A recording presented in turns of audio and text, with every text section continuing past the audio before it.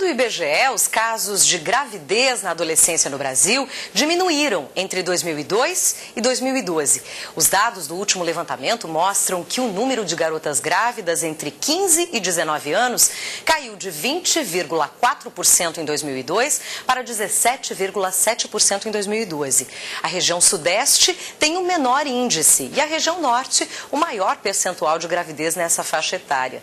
A equipe da TV PUC de Minas foi conversar com jovens de Belo Horizonte que vivenciaram cedo a experiência da maternidade. Veja com a gente.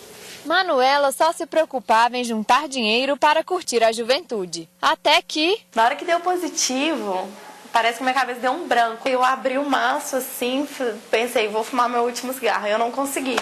Aí foi a minha primeira reação, assim, de, peraí, não dá. É isso que está acontecendo. A partir de então, muitas mudanças aconteceram. Hoje eu vou para a faculdade, 6 horas da manhã.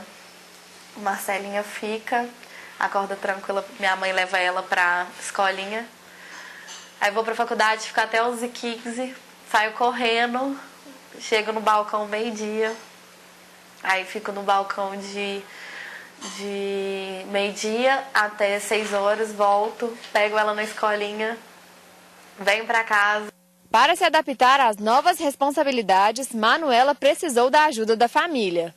Muda a rotina de todo mundo, né? Não era o que eu pretendia para ela. Aí, de repente, ela fez essa opção aí, mas não foi fácil, não. Deixar de ser jovem para se tornar adulta e cuidar de uma criança. A pequena Marcela depende completamente dos cuidados de sua mãe. O esforço é grande, o cansaço não é escondido. Mas, no fim do dia, a recompensa é grande. Manuela, vale a pena? Vale muito a pena. Deitar na cama todo dia e boa noite, te amo muito pra sempre. Compensa, né, filha? A autonomia, não é, e a liberdade da mulher dependem das condições que ela mesma, não é, vai criar para a vida dela. Então, se uma mulher jovem, ela tem um filho para criar, essa criança, ela precisa ser sustentada. Então, é importante que, ao lado da maternidade, a mulher consiga também desenvolver o seu lado pessoal, a sua pessoa em termos realmente profissionais e não só profissionais, mas pessoais, no que diz respeito, por exemplo, à educação dela. Cristiana também estava no ensino médio quando descobriu que iria ser mãe. A novidade, antes de trazer alegria, gerou espanto para ela e para Rafael, seu namorado e pai da criança. Eu fiquei tensa, tipo assim, e agora? O que eu vou fazer? Como ser mãe? Não tem uma resposta específica para isso, né? Nem imaginava como que era ter um filho, o que mudava na vida. Nossa, mas muda muita coisa.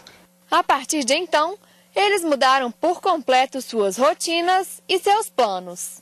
Antes de ser mãe, eu tinha uma rotina normal, né? Jogava bola, estudava, não estava nem aí para os estudos, não tinha responsabilidade nenhuma. E hoje... Qualquer coisa assim que a gente para e pensa, a gente fala, não, vamos supor, um jantar a dois, a gente já pensa, né?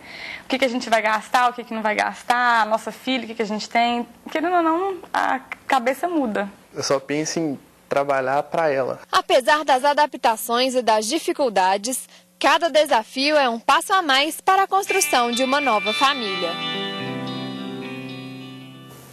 E a gente segue falando sobre esse assunto, a gravidez considerada precoce, com a Raquel Spinelli, que é presidente da ONG Providenciando a Favor da Vida, que atua no Morro da Providência, aqui no Rio de Janeiro. Você pode participar da nossa conversa pelo telefone e pelo nosso Twitter, @canalfutura. Bem-vinda. Dados do último relatório da Organização Nacional das Nações Unidas, relata de que existe uma culpabilidade, né? Tem uma tendência da sociedade em culpabilizar a menina pela gravidez precoce, quando, na verdade, o que se identifica é justamente uma falta de escolha. Vocês fizeram uma pesquisa recentemente no Morro da Providência. O que se identificou nesse sentido lá? A gente identificou que a menina, como você até falou, que os dados mostraram que a gravidez na adolescência caiu, mas a gente encontrou dados também que mostram que em comunidades a gravidez na adolescência, principalmente na faixa entre 11 e 14 anos, ela aumentou em comunidades.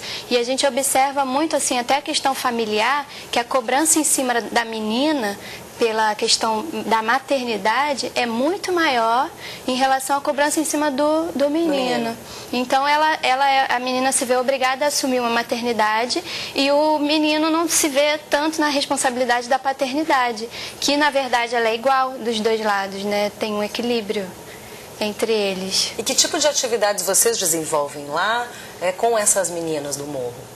Então, elas passam 2 meses conosco. Nesses 2 meses a gente trabalha a questão da prevenção, porque a gente encontrou muitas meninas que passam dos 18 anos, chegam lá com 20, 25 anos, já no 3º filho, no 2º filho. Então, a prevenção no 1º filho é importante, porque a gente começa a fazer o planejamento familiar dos próximos delas, né? Trazer uma noção de planejamento familiar. Exatamente. A gente faz o planejamento familiar é diferente do que o posto de saúde oferece, que no posto o planejamento familiar é voltado para os métodos contraceptivos. O nosso não, é ela pensar no futuro da criança, no futuro dela como adolescente, se ela vai estudar, se ela vai fazer uma faculdade, planejamento de vida, junto com o planejamento familiar que a gente faz. E a gente nunca trabalhou com a paternidade. Agora, em 2014, a gente vai começar um trabalho com a paternidade, similar ao trabalho que a gente faz com as meninas lá. Aí elas fazem oficinas de geração de renda, elas produzem coisas para o próprio bebê, mostrando para elas que elas são capazes de produzir alguma coisa, né? E tem essa necessidade de gerar renda, que a criança precisa realmente ser sustentada. E de profissionalizar a menina. Exatamente, de profissionalizar ela. E também mostrar para a família que aquela menina, por ser adolescente, ela precisa viver o momento da adolescência dela e também estudar. Então é muita coisa para um período de transição que já é difícil, né, que é a adolescência. Ainda mais ela assumir o papel de mãe, assumir o papel de adolescente, estudar e também ter que trabalhar. E essa cobrança é 90% em cima da menina. E nas vozes das meninas, o que aparece quando acontece o caso da gravidez? O que elas falam sobre essa questão do planejamento? Olha, a maioria argumenta que achou que não ia acontecer, fala que o método falhou, mas quando você começa a perguntar, você vê que ela usava o método errado. E aí elas culpam muito o método contraceptivo, mas no fundo a gente observa que elas deixaram o negócio acontecer mesmo, porque no fundo queria aquela situação, queria ser mãe. Entendeu? E sem planejar uma estrutura, talvez por uma falta de perspectiva de vida, de futuro. Não ter uma outra saída para o futuro a não ser mãe, né? Que isso às vezes é cultural. Às vezes a própria mãe dela foi mãe na adolescência e ela é ensinada, educada a cuidar da casa, a cuidar dos filhos. Não tem aquela questão que você vê mais na classe média de orientar desde o ensino fundamental para um nível superior, de cobrar para passar num concurso. Não tem essa questão. Na comunidade a gente vê muito a mulher, essa questão de gênero, né? A mulher tem seu papel e o homem tem o dele. Então a gente percebe que a importância da educação também na escola é essencial, né, Raquel? Essencial. Tem que se falar, tem que se dialogar com os pais também. Não adianta só falar com o adolescente, que muita coisa vem de casa, então esse diálogo é importante. Raquel, obrigada pela sua presença aqui no Jornal Futura, viu? Até uma próxima oportunidade. E você, fique aí, porque a gente volta daqui a pouquinho com mais Jornal Futura.